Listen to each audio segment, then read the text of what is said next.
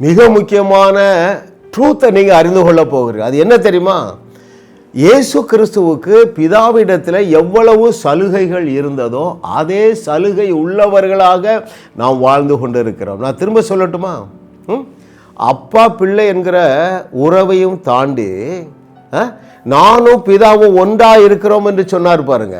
ஐயோ, அந்த உறவு மிக்கவர்களாக நீங்களும் நானும் வாழ்ந்து கொண்டிருக்கிறோம். சாதாரண வாழ்க்கையை வாழ முடியாது. இன்றைக்கு 107வது ஞானத்தின் ஆழங்கள் ராஜரீக சலுகை, ராயல் பிரிவிலேஜ்.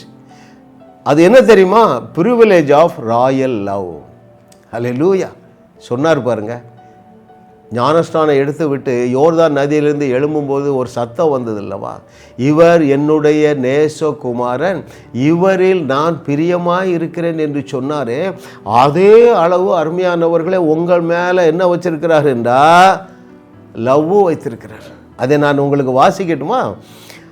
யோவான் 17வது அதிகாரம் 23வது வசனம்.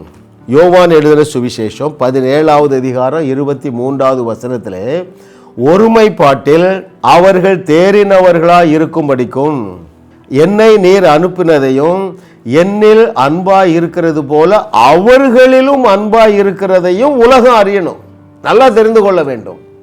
இயேசு கிறிஸ்து பிதாவிடத்தில் என்ன சொல்லுகிறார்? பிதாவே, நீர் என் மேலே எவ்வளவு உசிரை வச்சிருக்கிறீரோ அதே அளவு உசிரை உம்முடைய பிள்ளைகளாகிய இந்த விசுவாசிகள் மீது வைத்திருக்கிறீரே, அதை குறித்து இவர்களுக்கு ஒரு வெளிச்சம் உண்டாகட்டுங்கிறாருங்க. Is it not great? Is it not royal? அது ஒரு தேவரகமாக இருக்கு பாருங்க. திரும்ப சொல்லட்டுமாங்க, பிதாவாகிய தேவன் எந்த அளவு குமாரன் மீது அன்பு வைத்திருக்கிறாரோ அதே அளவு அன்பு விசுவாசிகளாகிய உங்கள் ஒவ்வொருவர் மீதும் வைத்திருக்கிறாரு, என் மீதும் வைத்திருக்கிறார். அதில் குறைவு இல்லை. பிதா இயேசு கிறிஸ்து மேலே வைத்த அன்பை விட இரண்டாம் தரமான அன்பை நம்ம மேலே வைக்கலைங்க. அதனால தான் என்ன பேர்? Privilege of royal love. Hallelujah. ராஜரீக சலுகை என்கிற தலைப்பிலே இரண்டாவது செய்தி என்னவென்றால், we all are having the privilege of enjoying the divine, kingly, God kind love. Praise the Lord. நன்றி ஆண்டவரே, உம்முடைய குமாரனை நேசித்த அளவு என்னை நேசிக்கிறதற்காக உமக்கு நன்றி. இதை குறித்து இன்னும் எனக்கு வெளிச்சம் தாரும் ஆண்டவரே. நன்றி நன்றி நன்றி நன்றி. ஹல்லேலூயா. அந்த அன்பு தந்த ராஜரீக ப்ரமோஷன் என்ன என்பதான் இன்னைக்கு தியானம். வாசிக்கிறேன் நான் உங்களுக்கு. நல்லா கவனிங்க. எந்த அளவு இயேசு கிறிஸ்துவை நேசித்தபடியே உங்களையும் நேசிக்கிறாரோ ஆகையினால்தான் இயேசு கிறிஸ்து இருக்கிற இடத்துல உங்களை தூக்கி கொண்டு வைத்திருக்கிறாருங்க. Very serious matter. இதை நீங்கள் புரிந்து கொள்ள அவருடைய பிரசன்னத்தை என்ஜாய் பண்ணுவீங்க. அவரோடு நல்ல கான்வர்சேஷன் பண்ணுவீங்க. ஆமென். அவரை நீங்கள் ஒருபோதும் மறக்க மாட்டீர்கள். சிங்கக்கேபிக்குள்ளேயும் மறக்க மாட்டீங்க, சீறுகிற நெருப்புக்குள்ளேயும் மறக்க மாட்டீங்க, சிறைச்சாலைக்குள்ளேயும் மறக்க முடியாதுங்க. ஏன்? அந்த உறவு அப்படிப்பட்ட உறவு, அந்த உயர்வு அப்படிப்பட்ட உயர்வு.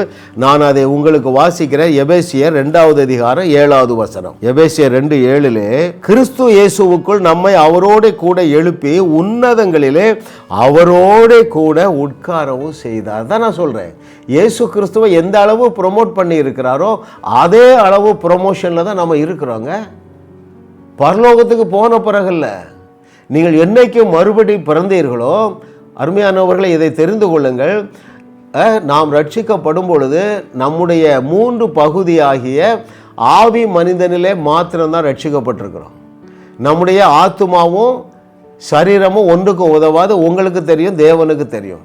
அந்த ரட்சிக்கப்பட்ட ஆவி மனுஷன் அப்பழுக்கற்றவனாக மாற்றப்பட்டு எங்கே இருக்கிறார் தெரியுமா? அந்த ஆவி மனுஷன் அவரோடு கூட உன்னதங்களில் வாசம் பண்ணி கொண்டு இருக்கிறார். ஹல்லேலூயா. அந்த ஆவி மனுஷனை குறித்து நான் உங்களுக்கு அநேக விளக்கங்களை சொல்லும்படியாக ஆவியானவர் என்னை ஞாபகப்படுத்தி கொண்டே இருக்கிறார். வரும் நாட்களிலே கர்த்தருக்கு சித்தமானால் நாம் அதை தியானிப்போம். அப்போது நம்முடைய ஆவி மனிதன் உன்னதங்களிலே இயேசு கிறிஸ்துவோடு உட்கார்ந்து இருக்கிறார். காரணம் என்னவென்றால், பிதாவாகிய தேவன் அவருடைய குமாரனை எந்த அளவு நேசிக்கிறாரோ அதே அளவு உங்களையும் என்னை நேசிக்கிறார். ஹல்லேலூயா, ஹல்லேலூயா, ஹல்லேலூயா, ஹல்லேலூயா, ஹல்லேலூயா. எத்தனை ஹல்லேலூயா சொல்லலாம்ல? வேற என்னங்க வேணும் உங்களுக்கு? நாம் அவர்களுடைய பிள்ளைகளானோம். இயேசு கிறிஸ்து நம்முடைய மூத்த சகோதரன். அவருக்கு இருந்த ப்ரிவிலேஜ் எல்லாம் நமக்கு வந்து விட்டது அருமையானவர்களே. Hallelujah. Thank you lord for your goodness. எனவே இந்த ராஜரீக சலுகை என்ன செய்தது என்று இன்னும் சில வசனங்கள் வாசிக்க போகிறோம். அங்கே ரோமர் 8வது அதிகாரம் 16வது வசனம். The book of Romans chapter 8 verse 16 and 17 I shall read for you. நாம் தேவனுடைய பிள்ளைகளாய் இருக்கிறோம் என்று ஆவியானவர் தாமே நம்முடைய ஆவியுடனே கூட சாட்சி கொடுக்கிறார். 17வது வசனம் ரொம்ப முக்கியம். நாம் பிள்ளைகளானால் சுதந்திரரும் ஆமே, தேவனுடைய சுதந்திரரும் கிறிஸ்துவுக்கு உடன் சுதந்திரரும் ஆமே, கிறிஸ்துவுடனே கூட நாம் மகிமைப்படும்படிக்கு. 18வது வசனம். ஆதலால் இக்காலத்து பாடுகள் இனி நம்மிடத்தில் வெளிப்படும் மகிமைக்கு ஒப்பிடத்தக்கது அல்ல. இயேசு கிறிஸ்து மேலே வைத்திருந்த அதே அன்பு நம்ம என்ன செய்துட்டு பாருங்கள். ரோமர் 8:17 வாசிக்கிறேன். நம்மை முதலாவது பிள்ளைகள் ஆக்கினது தேவரக அன்பு. இரண்டாவது, இயேசு கிறிஸ்துவுக்கு என்னெல்லாம் பொசஷன் இருந்தது, சுதந்திரம் இருந்தது, ஐஸ்வர்யம் இருந்தது, உடன் சுதந்திரம் ஆகிவிட்டோம் அருமையானவர்களே. ஹல்லேலூயா, ஹல்லேலூயா. அப்படி என்றால் என்ன பொருள்? வெள்ளியும் பொண்ணும் யாருடையதுங்க? வானமும் பூமியும் யாருடையது? நம்முடைய தகப்பனாகிய தேவனுடையது. அது அவருடைய குமாரனாகிய ஒரே பேரான குமாரனாகிய இயேசு கிறிஸ்துவுக்கும் உரியது, உங்களுக்கும் எனக்கு உரியது. ஹல்லேலூயா, ஹல்லேலூயா, ஹல்லேலூயா. அதனால தான் கர்த்தரை தெய்வமாக கொண்ட நாம் பாக்கியவான்கள். இந்த நிஜங்கள் எல்லாம் இன்னும் சபையில் 99% அறியவே இல்லைங்க. ஹல்லேலூயா. இன்னும் அந்த வசனம் என்ன சொல்லுது? அவரோடு கூட நாம் மகிமைப்படுத்தப்பட்டு உள்ளோம், அவரோடு கூட நாம் அவருடைய வாரிசாகி விட்டோம், அவரோடு கூட பிதாவாகிய தேவனுக்கு என்னெல்லாம் சொந்தமோ எல்லாமே நமக்கு சொந்தமாயிற்று என்று சொல்லுகிறவர் சர்வ வல்லமை உள்ள தேவன். அருமையானவர்களே, பாருங்கள், இந்த உலக தோற்றத்திற்கு முன்பதாகவே நம்முடைய ஆவி மனுஷன் ஜீவனோடு இருந்தான். சரிங்களா? உலகம் தோற்றத்திற்கு முன்பதாகவே நான் உங்களை முன்குறித்தேன் என்று சொல்கிறார் பாருங்க. அதுதான் அந்த நிஜம். இப்போ பிதாவாகிய தேவன், குமாரனாகிய தேவன், அப்புறம் யாரு? பரிசுத்தாவியான தேவன். அந்த திரியேக குடும்பத்தில் அவர்களுடைய சந்தோஷத்தை ஷேர் பண்ணத்தக்கதாக நம்மை எல்லாம் அவருடைய குடும்பத்துக்குள்ளே கொண்டு வந்துட்டார். எத்தனை பேர் புரியுது அருமையானவர்களே? நாம் எல்லாரும் இப்பொழுது அந்த திரியேக குடும்பத்திற்கு உள்ளே தான் இருக்கிறோம். அந்த குடும்பத்திற்குள்ள இயேசு கிறிஸ்துவுக்கு இருந்த எல்லா ப்ரிவிலேஜஸும் நமக்கு சொந்தமாயிற்று. ஹல்லேலூயா. ஓ, வாட் எ லவ்விங் டேடி. இதை பவுல் இன்னொரு வசனத்தில் எழுதுகிறாரு, 8:30 எழுதுகிறாரு. அதை நான் வாசிக்கவா? ரோமர் 8:30 பாருங்க. எவர்களை முன்குறித்தாரோ அவர்களை அழைத்தும் இருக்கிறார். உங்களை உலக தோற்றத்துக்கு முன்பதாகவே முன்குறித்தார். இந்த 21வது நூற்றாண்டில் உங்களை அழைச்சிட்டாரு. உங்களை என்ன செய்துட்டாரு? அழைக்கப்பட்ட உங்களை நீதிமான்கள் ஆக்கிவிட்டார். நீதிமான்கள் ஆக்கப்பட்ட உங்களை மகிமைப்படுத்தியும் இருக்கிறார். இதில் அவருக்கு தான் எல்லா ரோலும், தவிர உங்களுக்கு ஒன்றும் கிடையாது. ஹல்லேலூயா. You are fully qualified. You have been made God's righteousness and also you have been glorified. இயேசு கிறிஸ்துவுக்கு இருந்த அந்தஸ்தை நமக்கு கொடுத்துட்டாருங்க. இதை நீங்கள் புரிந்து கொள்ளுவீர்கள் என்றால், இதை உங்கள் மனம் ஏற்றுக்கொள்ளும் என்றால் எப்படி வாழுவீர்கள்? யாரை போல வாழுவீர்கள்? நம்முடைய கம்ப்ளீட் மாடல் ஆகிய இயேசு கிறிஸ்துவை போல அல்லவா வாழுவீர்கள்? சோர்வு வருமா? சாதாரண வாழ்க்கை வாழ முடியுமாங்க? இன்னைக்கு அநேகருடைய வாழ்க்கையிலே சோர்வு காணப்படுகிறது, போரிங் காணப்படும். ஏன் தெரியுமா? நீங்கள் சாதாரண வாழ்க்கை வாழ்ந்து கொண்டு இருக்கிறீர்கள். அருமையான தெய்வ மகனே, தெய்வ மகளே, இயேசு கிறிஸ்துவுக்கு தன்னுடைய அந்த சுதந்திரத்தை எல்லாம் பகிர்ந்து கொடுத்திருந்தாரே, அது உனக்கு இருக்கிறது என்பதை நீ அறிந்து கொள்ளுவாய். சக்க போட்ட அறிந்து கொள்ளுவாய் என்றால் சக்க போடுவிய, பரிதாபமாக நீங்கள் வாழ மாட்டீர்களே அருமையானவர்களே. ஆமென், ஹல்லேலூயா. இன்னும் நான் உங்களுக்கு விளக்குகிறேன் பாருங்களேன். நம்முடைய முதல் பெற்றோர் தேவனுடைய சாயலிலே சிருஷ்டிக்கப்பட்டிருந்தனர். அது தேவரகமான சாயல். அடுத்தது என்னது? தேவனுடைய ரூபத்திலே சிருஷ்டிக்கப்பட்டிருந்தார்கள். அப்புறம் தேவனுடைய ஆளுகையை கொடுத்திருந்தார். இந்த மூன்றையும் நம்முடைய முதல் பெற்றோர் ஏதேன் தோட்டத்தில் இழந்து போனார்கள். அந்த மூன்றையும் திருப்பி நமக்கு தந்து விட்டார். அருமையானவர்களே, அதை விட மேலான பொசிஷனில் நாம் இருக்கிறோம்.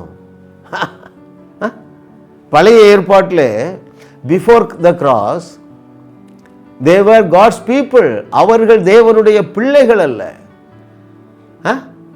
அவர்கள் தேவனுடைய ஜனங்கள் என்று தான் எழுதியிருக்குதுங்க. நாம் எல்லாரும் அவருடைய பிள்ளைகளாக இருக்கிறோம்.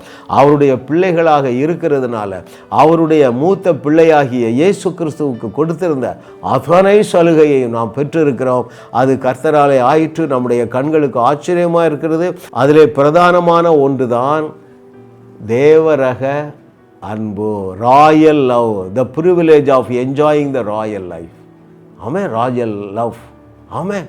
கர்த்தரை தெய்வமாக கொண்ட நீங்கள் பாக்கியவான். எப்படி சாதாரண வாழ்க்கை வாழ முடியும் அருமையானவர்களே? நான் திரும்பவும் சொல்லி முடிக்கிறேன். பிதாவுடைய இருதயத்திலே தேவனுக்கு எந்த ஸ்டேட்டஸை பிதாவானவர் கொடுத்து வைத்திருக்கிறாரோ அதே ஸ்டேட்டஸை தேவன் உங்களுக்கு கொடுத்திருக்கிறார். ஆமென். இந்த உலகத்தில் வாழ்ந்த பொழுது இயேசு கிறிஸ்துவை எப்படி மகிமைப்படுத்தி இருந்தாரோ அதே மகிமையினால் உங்களை அலங்கரித்து வைத்திருக்கிறார். இயேசு கிறிஸ்துவிடத்தில் எப்படி பழுதொன்றும் இல்லையோ அதே போல உங்களுடைய ஆவி மனிதனில் பழுதொன்றும் இல்லை. ஏனென்றால் அவருடைய குமாரனுடைய இரத்தத்தினாலே நீங்கள் கழுவப்பட்டு பரிசுத்தவானாக, நீதிமானாக, நீதிமாட்டியாக, பெர்ஃபெக்டடாக இந்த உலகத்தில் வாழ்ந்து கொண்டு இருக்கிறீர்கள். தகப்பனே, உமக்கு நன்றி அப்பா. இந்த பிள்ளைகளுக்கு இதை குறித்து ஒரு வெளிச்சம் உண்டாகட்டும். இவருடைய கண்களை குருடாக்கி வைத்திருக்கிற பிசாச பல போசாத்தானே, இவருடைய கண்களில் இருக்கிற செதில்கள் எல்லாம் கீழே விழுகின்றன. தங்களுக்கு இருக்கிற மேன்மையை அறிந்து கொள்ளத்தக்கதாக தேவன் இவர்கள் மீது எவ்வளவு அன்பு வைத்திருக்கிறார் என்பதை அறிந்து கொள்ளத்தக்கதாக என்னுடைய பிள்ளைகளுக்கு ஒரு பிரகாசமுள்ள மனக்கண்கள் உண்டாவதாக. இயேசுவின் நாமத்தில் பிதாவே, ஆமென். ஆமென். ஜாஸ் மினிஸ்ட்ரி செய்திகள் மூலமாக நீங்கள் ஆசீர்வதிக்கப்பட்டிருக்கிறீர்கள். நீங்கள் இந்த ஊழியத்தோடு கைகோர்க்கும்படியாக உங்களை அழைக்கிறோம். நீங்கள் காணிக்கை விதைக்கக்கூடிய நல்ல நிலமாக ஜாஸ் மினிஸ்ட்ரிஸ் இருக்கிறது.